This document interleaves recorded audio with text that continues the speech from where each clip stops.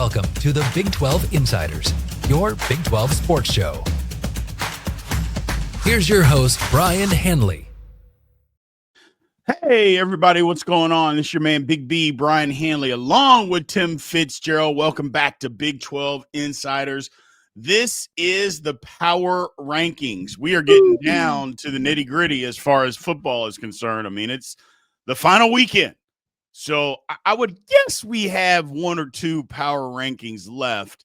I can assure you we won't be doing them after the bowl game or anything like that. There's no point in doing it after that. Well, we will be rolling out our 2029 power rankings because we want the hop on the preseason hype for 2029. Yeah, exactly. We had it first. Yeah, it's we're getting down to the end here. It's been a great season. Final weekend of the regular season, I should say. Still have a really big game coming up next week, but we still don't know who's going to be in it. We still don't know, which is all we can ask for, Fitz, in the last weekend. I've said that once. I'll probably say it 2 or 3 more times this week, is all you can ask is that the last weekend means something. Yep. Because a lot of times it doesn't mean anything. And there's a couple of conferences that it doesn't mean anything, that they already know who's going to be in their conference championship game.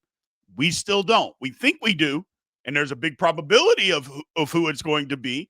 But that's why they still play college football. We've seen crazy upset, and we see them every year. Yep. So we'll find out. We're 2 wins away, the favorites winning, from not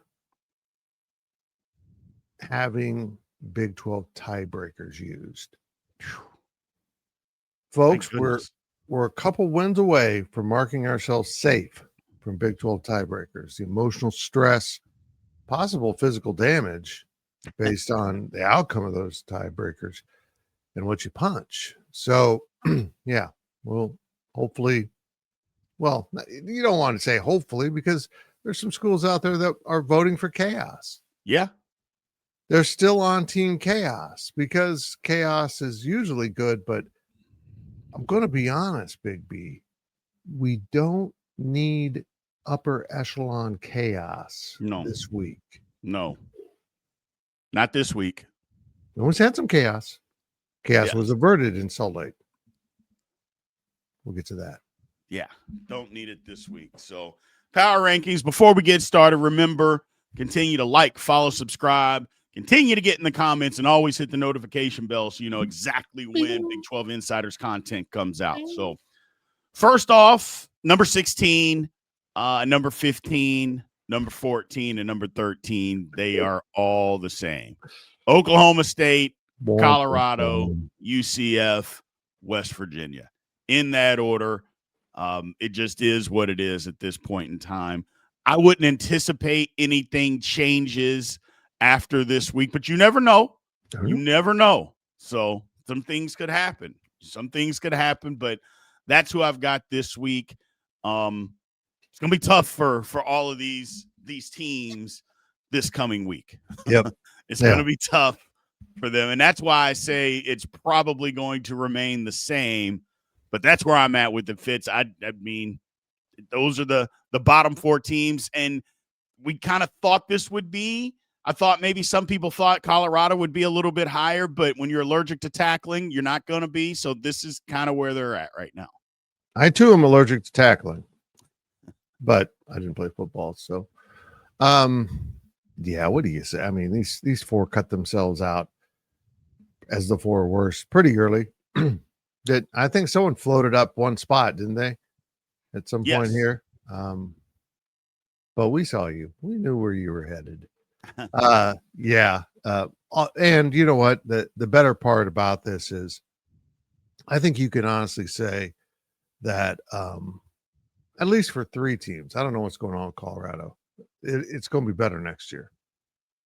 It should be better next year. Should be better. Oklahoma State's going to be better. I mean, they can't be worse. I could coach the team and they would be better. Yeah. Yeah. So I don't know what's going on in Colorado. I hope Deion's back in Colorado, but we don't know. We doubt it, and that'll set off a lot of turmoil there. If I'm Colorado, how did I get on this? I lean into the Dion thing. I promote one of his assistants. There's other dudes out there coaching. I just kind of lean into it.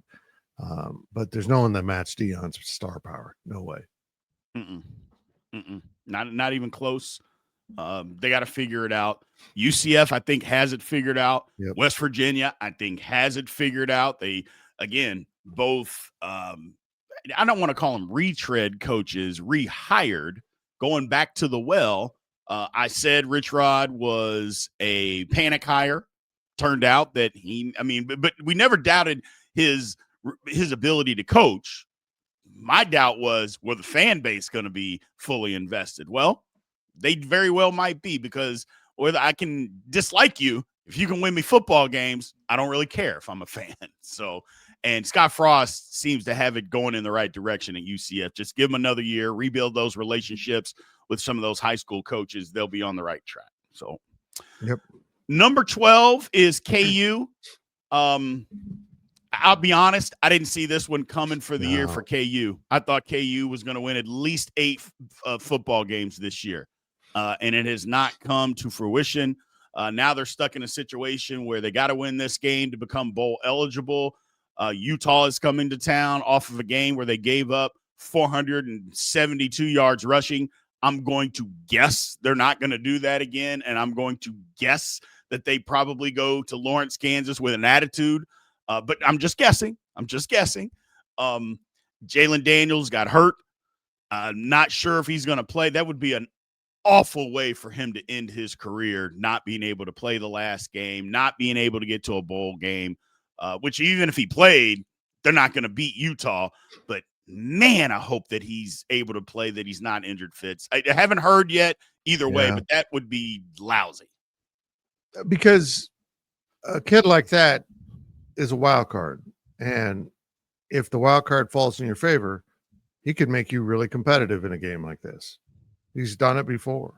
He's just kind of finds that upper gear, and he's fun to watch. And I hope he, after sticking around until he was in his 30s, I hope he gets to play his last game. Yeah. It's been a long haul. Yeah. I want him to be able to play. It's going to be a tough game no matter what, but I want him to be able to play. Here's my question, though, Big B. Little X's and O's. K-State did something to Utah that nobody had done this year in terms of schemes, right? Mm-hmm. Did they pull the curtain back on Utah here? I mean, why wouldn't everyone attempt this and force Utah to defend differently? It's not like Utah can't answer, but if they're going to play their coverage that way and one man high in the back end, teams are going to replicate this. Well, they couldn't stop it. I mean, they can, but you also have to have the personnel. I mean, you got to be able K-State, to block it. honestly. I mean, K-State's offensive linemen, again, not great, but not even good. But the thing that they can do is block moving forward. I mean, if they don't have to move very far and they can just block moving forward, they got an opportunity. Coach, I fell down, but you blocked him. That's fine. And they just kept getting in the way. Little single high safety, and you make one guy miss, and then open the floodgates. But we'll see. I mean, we'll see what happens. I would guess they're probably in Salt Lake City. They're probably working on a few things in their run game. I would imagine so. Say that. At number 11, I got Baylor. It is what it is. Baylor's a mess right now. But he's coming back. He's coming back. But you knew that was going to happen because you can't have an athletic director that is getting fired. Nobody. It's not like hiring a coach, people. Like you get rid of a coach. You can find a coach if you really want to. You could find a new coach in 10 days. You can have a search committee. You can do the interviews. You can do that. But more importantly, usually when you get rid of a coach, you have some sort of an idea on who you're going to hire next. That's the first thing, at least intelligent ADs and university presidents. But an athletic director is different. First of all, they didn't get rid of him. he had to be removed for some whatever that's going on there. That takes time. Well, you can't bring in an athletic director in February, which, and be honest, February's early. We're in November, 2 months to get 3 months. That's kind of quick to get an athletic director in most cases. But even if you did bring him in, even if you've got him in December, Fitz, that guy isn't firing the head football coach. It's going to be a year before that happened. They had to bring Aranda back. Otherwise, your entire program's in shambles. So it was the smart thing to do. I can tell you, I told you, Baylor donor lives right across the street from me. I see him and his buddies basically every Saturday. They're furious. They're absolutely furious. That's all I'm going to say. Just absolutely furious. But it was the right decision. But they're number 11. This is where they're at, man. Get used to it for another year, probably. Yes. But you never know. The portal is magic. The portal delivers hope and better players. But not when the donors don't give the money. But not when the donors give the money. So, yeah, I don't know what Baylor's going to do. That's the thing. And that's what's going on now is the donors are like, I'll spend my money. I'll go on vacation. I'm good. I'll go on a crazy vacation. Not going to do it. So that's where Baylor is right now. So those are the first 6. Pretty simple stuff as far as that is concerned on the first 6 this week. Not a lot of changes. Look, KU's down there. Baylor's down there. It just kind of is what it is. Do we have a graphic for that, Fitz? Oh, I'm sorry. I'm asleep at the wheel here. Oh, it's okay. I can pull it up. I gotta find it. I'm in the wrong thing. My goodness. See, You noticed I was caffeinating while the show was going. It's because I'm irresponsible and forgot to caffeinate in advance, and this is the result of it. But I mean, look at that. Everyone agrees. These are, of course, the publishers, 24/7 publishers, managing editors rankings on the right side. Look at that. I don't think we've had the first 6 match all year long. Matter of fact, in the 2 years that we have done this, I don't think the first 6 have matched exactly in any poll. And what's amazing is for most of the season, the bottom 4 have been the same. Correct. 11 and 12 keep switching. Correct. Because the mushy middle has been so mushy in this conference.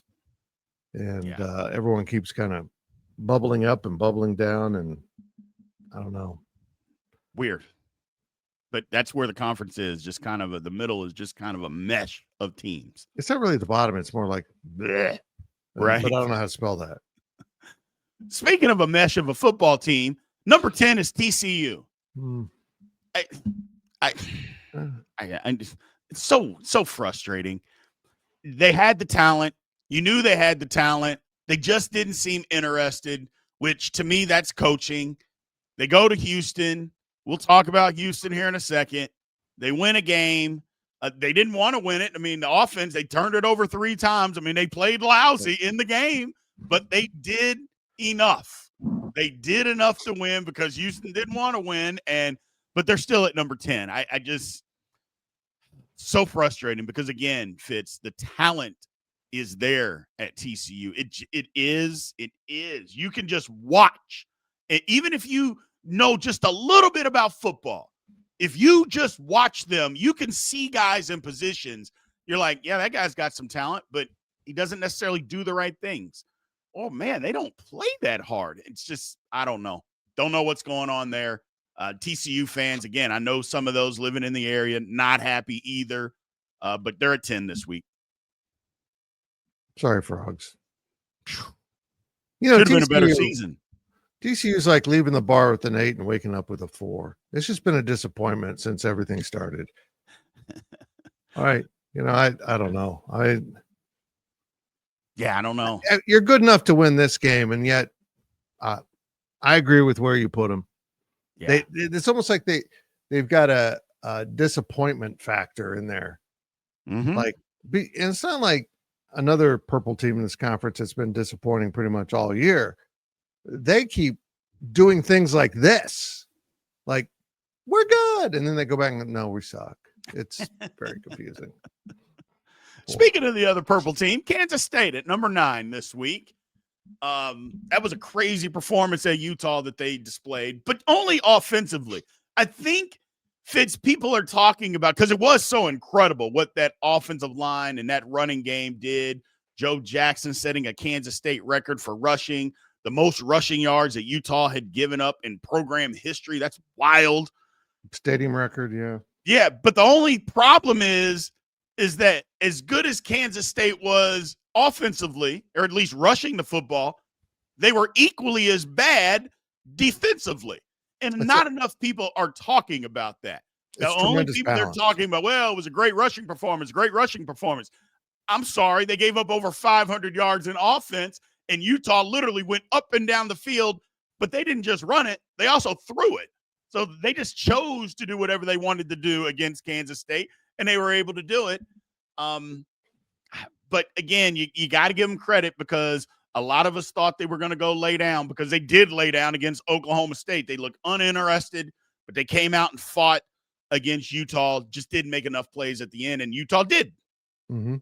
You know, I've said this before. I've covered a lot of football. I think I calculated probably approaching 400 games I've covered in person. I've never seen anything like this game. And not because of the totals, but because of the pregame storylines. Yeah. Utah's great rush defense against what's been a very mediocre, if not bad, running game for Kansas State. And they roll into Salt Lake City and use a gap scheme running approach that absolutely devastates Utah in a way that nobody could have ever seen. In fact, if you had predicted this, people would have laughed at you. I mean, K-State ended up with 472 yards rushing. Yeah.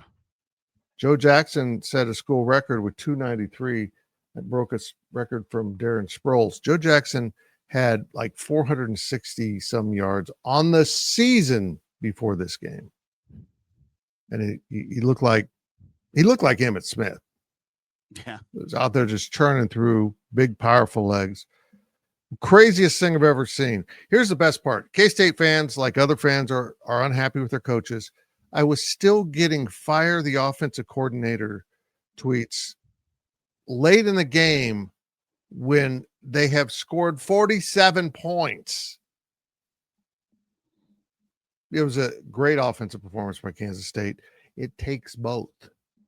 It does. It's teamwork. Complimentary football at its finest was not on display in Salt Lake City on Saturday by either football team. At number 8, Iowa State. Look, 2 in a row, but this is the first game that they've played well in over a month. Yeah. Like, they won that game at TCU, but they played lousy. But TCU just said, nah, we don't want to win. But Iowa State, they played good against KU. Rocco Beck broke out of his funk. He had a good game. You can start to like him again, Fitz. You can start to like him again. You know, it figures, you know. But he played well. Iowa State did what they did. 8 sounds – I mean, look, here's the thing, and I mentioned this yesterday. They win on Saturday, and then they're going to go to a bowl game. They win again. Guess what? Iowa State wins 9 games. It's not the season that they wanted. Definitely not the season they wanted, especially the way that they started out. But 9 wins is still 9 wins, ladies and gentlemen. I know that it's not the college football playoff, and I know that people, and even I've come around to, bowl games don't mean what they used to mean anymore. They don't. They're important, but they definitely don't mean what they meant anymore. But if you have an opportunity to win 9 games, why don't you just go do it? And that's a big accomplishment, because you can just tell a recruit, we won 9 games. Look, the last 2 years we won 19 football games. It's a good thing. And I think, didn't Iowa State win last year their bowl games? So I think that they won 11 games last year. No, 10. They won 10. They won 10. So the last 2 years they won 19 games. So that's something, people. Yeah. How many schools can say that? No. It's not that many. Not that many. So it's an accomplishment. And I like where I like the bounce back. Yeah, I agree. You know, here's why preseason rankings are good. which we don't often agree with. When the Big 12 is promoting a game in Ireland, they get to say 2 Big 12 contenders collide at Aviva Stadium in Dublin, Ireland. Instead of knowing that 2 end-of-season mediocre teams will clash in Dublin, like grope around and try to win a game in the mud. The marketing's a lot better as contenders instead of 8 and 9 in the Big B poll. Right. Ugh. I mean, Iowa State. Look, they are where they are. The train got off the tracks, but it's good to see them get back on. And hopefully, because I'm starting to hear the Matt Campbell name really pick up steam here lately, Fitz. I've started to hear it because there are so many openings around the country. I just hope he stays. I hope he stays. So I'll be interested to see how deep this hiring cycle cuts. Right. Because there's not going to be enough big name hot coaches, whatever you want to describe it. And I think a lot of coaches are beginning to live where their feet are. Mm-hmm. I kind of see this trend, and Matt Campbell's certainly one of them. He's been done that for many years. Who are some of these programs going to hire? That's why when I hear like Baylor or Kansas State fans, as an example, clamoring for a firing, I'm like, yeah, you might know who you think you want, but that may not be what actually works out in the marketplace because it is going to be competitive. I'm just surprised we haven't seen some hirings. I really am. Announcing that this offense coordinator is going here or whatever, they'll coach till the end of the year or whatever. It's going to be utter chaos in December with the coaching things. So many programs are going to be like, hey, we retained our coach. And then 2 weeks later, someone hired a coach. It's just going to be it's going to be utter chaos, but we like chaos. We do like chaos. And we could get some free shows out of that chaos. At number 7, Cincinnati Bearcats. Look, I'll go ahead and give people in the comments, people that watched the show, I'll give you your kudos. You were calling for me to move Cincinnati back for the last 3 weeks. And I just kept saying, I go, you can't move a team back until they lose. Right. And I don't even think that I never thought that they were the third or the second best team in the conference. I never believed that. But they kept winning. So, yes, as their schedule got tougher, I think a lot of people thought they were going to start losing games, and they did. But, again, you can't just move a team back because, well, they're going to lose in 3 weeks. Well, okay. What if they don't? At least let it happen. Well, it has. Cincinnati's come back to the pack like we all anticipated, but that doesn't make them a bad football team.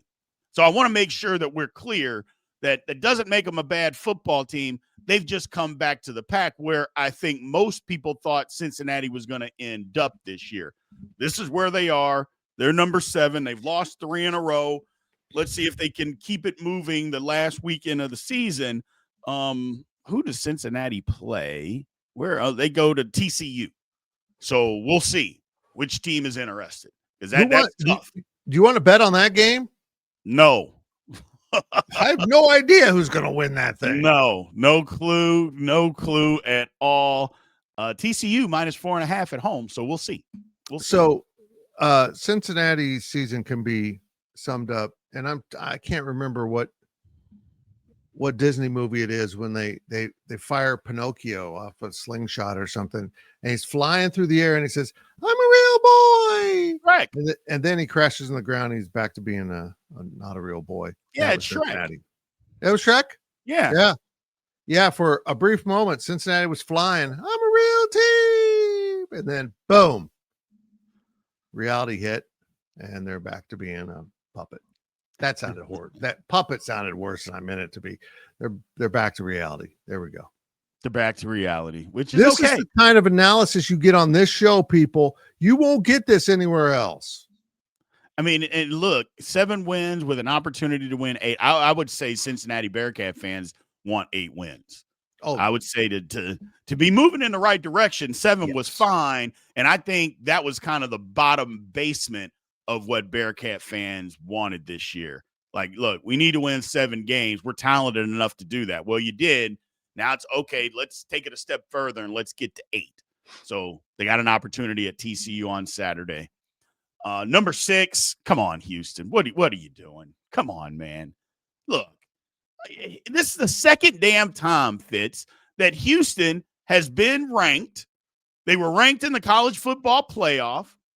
People were actually talking about Houston. They were still in the race to get to the Big 12 championship game. People showed up at the stadium on Saturday. They were there. And damn it, they fall on their face again.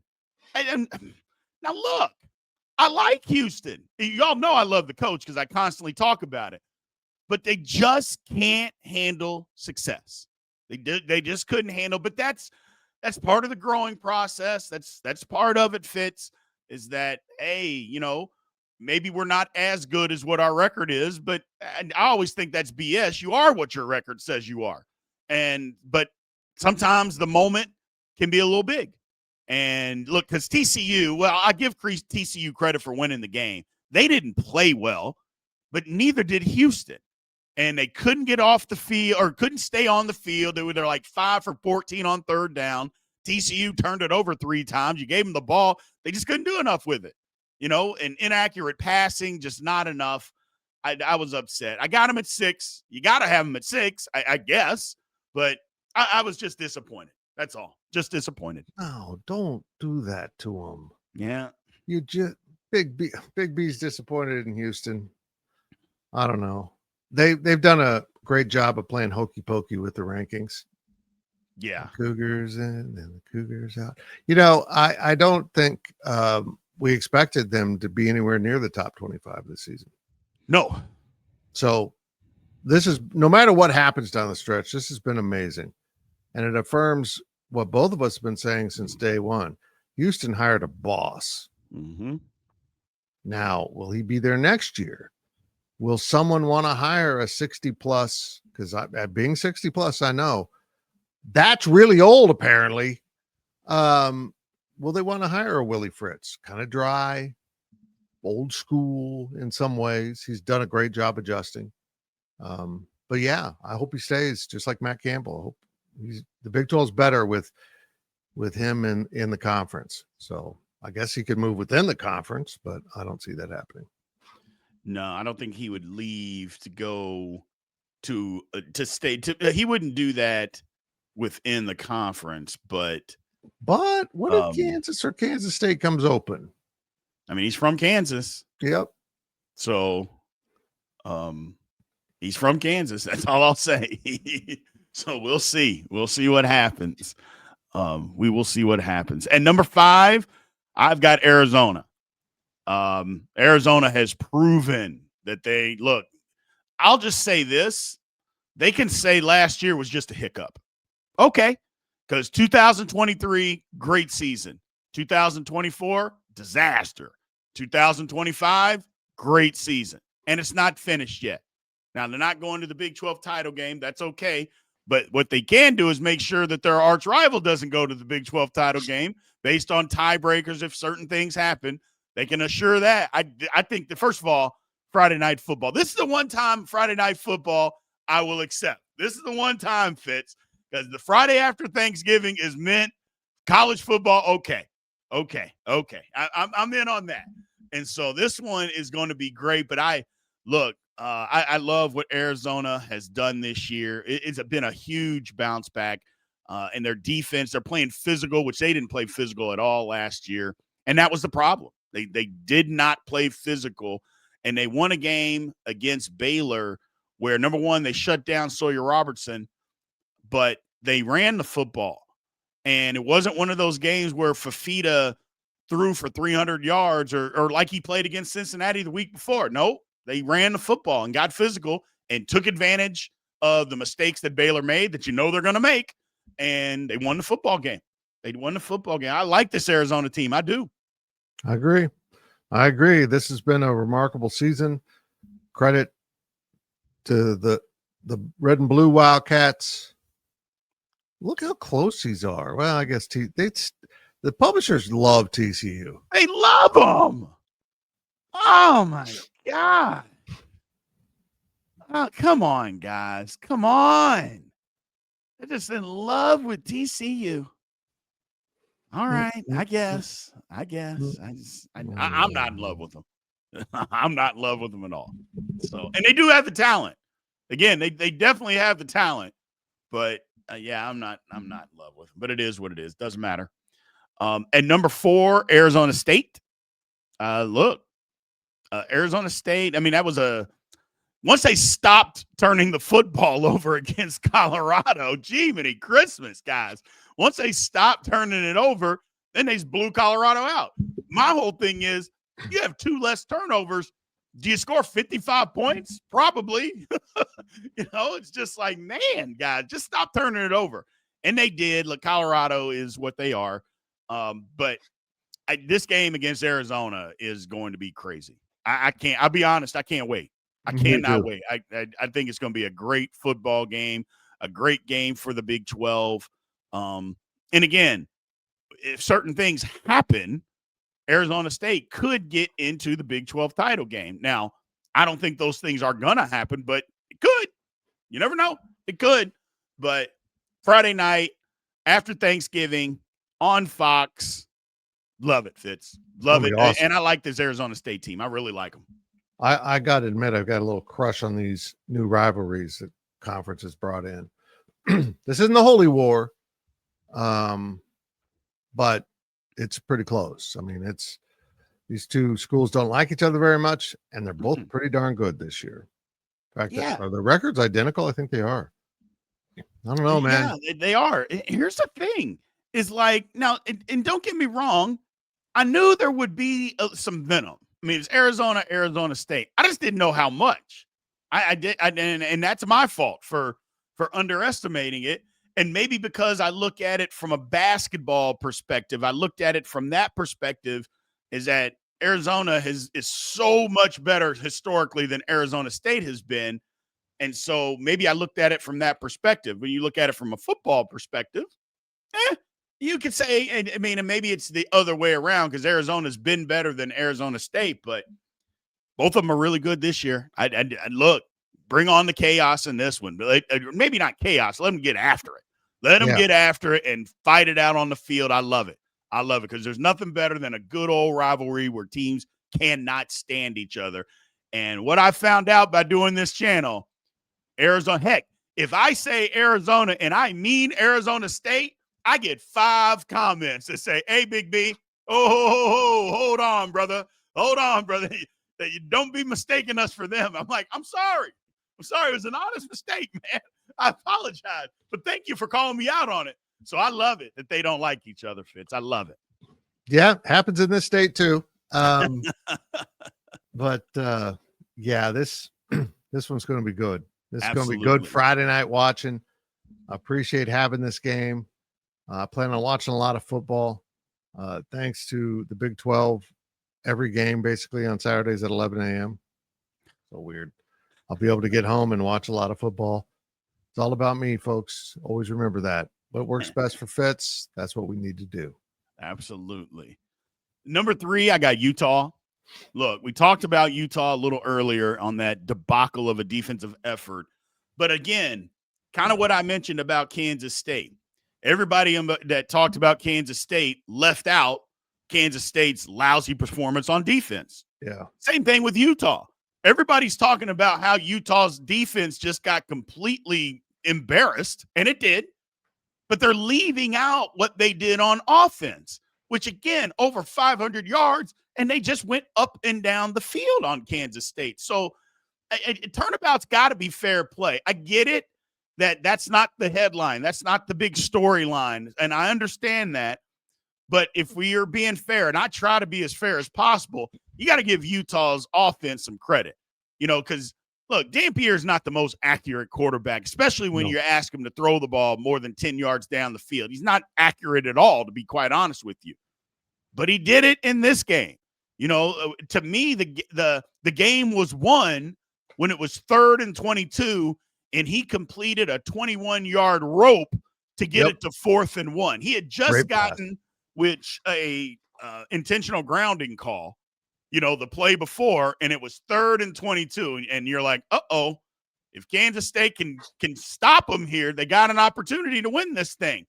And he threw a frozen rope, 3rd and 22, gets 21 yards to set up a 4th and 1, which we can talk about the controversy on how they converted it, but it happened. They had to get there for the controversy to happen. And they made the plays, man. They made the plays. But look, I wouldn't suspect. Now they're playing Kansas this week. Again, we'll talk about Jalen Daniels, or we've already talked about whether he plays or not. We'll see as the week gets closer, or as the game gets closer. But I wouldn't anticipate that happening again. But here's the one thing, Fitz, before you go, that I want to mention. Utah fans are in an uproar because I said they may drop them down in the college football playoff. And they're like, well, why would they do that? They didn't do that to Texas A&M. They didn't do that to other teams. Sorry, it's the Big 12. Yeah. I'm sorry. And you saw what the AP did. The AP sure dropped them. And I'm just telling you, when they come out tonight, don't be surprised. You can be pissed because I'm going to be pissed. Yep. Just don't be surprised if they don't drop down. And everybody's going to say, because you gave up so many yards and the defense didn't look good. And that's what they'll say. Hopefully that doesn't happen. But just don't be surprised if it does. Why do I have the feeling they're going to bring up the injury to John Henry Daly as a reason why they dropped him when they paid no attention to injuries in the SEC? I mean, that was a big loss, huge loss for Utah's defense. Huge. But no matter how this game went out, whatever went down, with all the problems Utah had on defense, the shocking running production, all the calls that K-State fans think are controversial, including the one you mentioned, the illegal participation penalty that K-State has asked for an explanation how it was applied. All that set all that aside. Utah had to make the plays. Utah had to complete that pass to put them in that situation. Utah then had to break a long run, Dampier, to get down right to the one. They had to make the plays still, and they made the plays and they won the game. That's a sign of a good team. They got outplayed, but they won. And that's what good teams do. And K-State fans like, coach just lost another game. Now, I think this one, yeah, there's one decision I might not agree with, but overall, I think this was just a case of Utah's a better football team.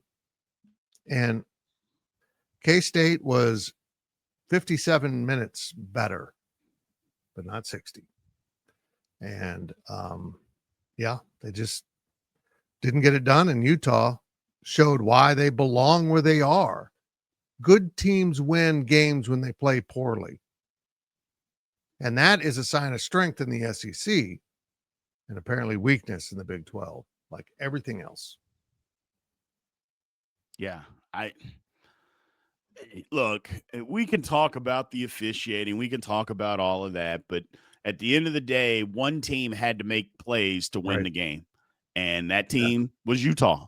And because Utah is better than Kansas State, I think that also a lot of people don't talk about that, Fitz, because because of what happened in the circumstances. But when you're down 10 with 7 minutes to go, you got to be able to make some plays to win. I mean, technically they were down 12 and they made a play. Now, look, I don't care what any Utah fan says. It was pass interference. Plain and simple it was. But you still had to catch the ball. You still had to run it in 100 and whatever yards back. That happened. You still had to make the plays. The bottom line is they did enough to win the game, and that's all that matters. To voters, that's all that should matter. To the committee, that's all that should matter. We'll see. We'll see. Yep, I agree. 2 is BYU. Great win at Cincinnati. LJ Martin is healthy, or it appears to be healthy. 32 carries for 222 yards. That to me, that sounds healthy to me. I'd hate to see what he does when he's healthy if he's not. Exactly. Healthy. So that sounds healthy to me. BYU, they got an opportunity, man. They got an opportunity. I know that technically they need help to get in, but we'll see what happens. We'll just see what happens, man. And we've seen some chaotic stuff happen the last week of the college football season. Just when you think all these teams are going to win, somebody loses. And I'm not talking about BYU losing. I'm talking about teams in front of them losing. You know, there's still some challenges out there for teams. Like an Alabama could lose to Auburn. Now, Auburn stinks, but we've seen Auburn stink before, and Alabama go there and be great and lose to them. Yep. So who knows? Who knows what will happen in that game? You know, Oregon going to Washington and playing. Who knows? So just keep winning, BYU. Just keep winning, and you have an opportunity here, Fitz. Yeah, I mean, the Big 12 is, in terms of the championship, BYU and Utah win. Oh, excuse me, BYU and Texas Tech win, and you're in. Yeah. That's all it comes down to. BYU's lone loss is Texas Tech. You know, I mean, Texas Tech's in. If they lose, how, I don't know. They will have 2 losses, including Arizona State. That's what kind of opens the doors to some chaos. But I think that's going to be BYU's going to win. Tech's going to win. Mm-hmm. I'm just being biased against the tiebreakers. I don't want the tiebreakers. They're ugly and mean, Big B. They would be. They are. They definitely are. Tech They're obviously is at number 1. I don't want to have to deal. And then for me, it's not against anybody's team. I think I've been clear on that. I want as many teams from the Big 12 to get into the college football playoff as possible. So that's the only thing that I'm rooting for at this point. I just want as many teams that can get in as possible. And as wild as it sounds like right now, they are angling it to only allow one team in. Total but we'll BS. see. We'll see what happens. We'll see what happens. Because the only thing that pisses me off about Tech and BYU is let's just say BYU gets into the Big 12 title game and they lose to Tech again. There is no way in hell, if it was Ohio State, Georgia, Alabama, Texas, Michigan, if they had only lost 2 football games all year, played the same schedule as what BYU played the exact same schedule, but a different logo on the side of the helmet, if their only 2 losses were to a top 5 team, one on the road and one in a conference championship game, there is no way in hell that they would not be in the college football playoff. It's impossible for you to get me to believe that. I just don't believe it, and you don't believe it. We know it's not true, but that's what they're doing. That's what they're angling to do, Fitz, and it's absolute garbage. It's absolute garbage. You can see it coming. Yep. And it being BYU doesn't help. Nope. I'm honestly, they screwed BYU last year. They won't hesitate to do it again. I'm going to say it. I feel like if Utah and BYU's resumes were flip-flopped and Utah suffered their second loss both to Texas Tech, Utah would be in. I'm just going to say it. I just think there's an anti-BYU bias out there that is costing them just that fraction that gets them knocked out. I'm sick by the talking points of the committee. And the irony, of course, is that Mark Harlan is now the Big 12 rep, the Utah AD, and he's a Big 12 guy, I think, I hope, and he'll go in there and argue for BYU because he knows probably BYU can't get in, Utah's not getting in. Oh, because if they're not good enough to be in, you lost to them, you're not good. That's how the argument's going to go. Yeah, there's no chance that they'll do that. Zero chance. In the Big 12, they'll talk about your losses. In the SEC, they'll talk about your wins. And even if they're not good, they'll say they're good because, at the time, Missouri was 12 or whatever. They'll just come up with whatever reason they can come up with why that's a good win, even though at the end of the season, it's not a ranked team. Well, it's the same thing with Notre Dame. Right. You match Notre Dame with BYU, you can say, okay, well, look at Notre Dame's losses. Well, look at BYU's. It's the number 5 team in the country on the road. Okay. You lost to a Miami team who's like 13, and you lost to Texas A&M at home. Okay, they're number 3. So their loss, you have a worse loss than they do, and you have more. Oh, what about their win? They beat USC. Okay, well, we beat Utah. Utah's 12. So we have a better win. We have a better loss. We have less losses. How are you ranked ahead of us again? Somebody explain that to me. Can't do it. And that's where I'm at with it. Then you can't justify it. And since there's no measuring stick of who did you play, who did you beat, they'll never say that. Because if you have to say that, then it's like, oh, well, wait a minute. Yeah, they're never going to do that. So that's where we are. It sucks. But that's where we are. So. Agreed. Hopefully it works out. But I promise you this, folks. If the Big 12 gets screwed, you're going to want to watch Big B. You're going to want to watch it. It's going to be fun. I might get in on it.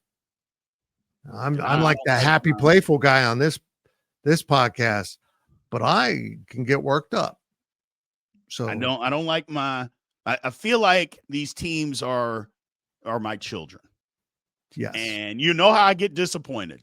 And 4 of them are disappointed. There's one thing to be disappointed with your children, but it's another thing for your children to be mistreated by somebody else. And you're not going to mistreat my children without me saying anything about it. That's all I'll say. So, but I'll let it play out. I'll let it play out. No reason to get all bent out of shape before it plays out. So, I'm bending now. Yeah. Either way, appreciate everybody, man. That is the poll. Tomorrow, there we are right there. Tech, BYU, Utah, Arizona State. I mean, that's pretty close. I would say the publishers are starting to come around. It just took us a full season.